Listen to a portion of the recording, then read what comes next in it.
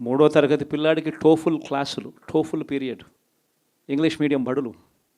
6వ తరగతి నుంచే ఐఎఫ్పీలు. 8వ తరగతి పిల్లల చేతుల్లో ట్యాబులు. ఇప్పుడు చూడలేదు, ఇవన్నీ ఇప్పుడు జరగల. ఇంత నిజాయితీగా ఉండడం కరెక్ట్ కాదేమో అని. కానీ ఒకటి చెప్తా ఉన్నా, ఓడిపోయిన పర్వాలా.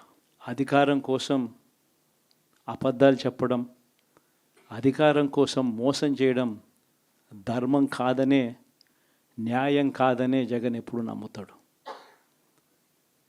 2014లో కూడా ఇదే నమ్మాను. సాధ్యం కానిది సాధ్యం కాదు అని నేను చెప్పాను.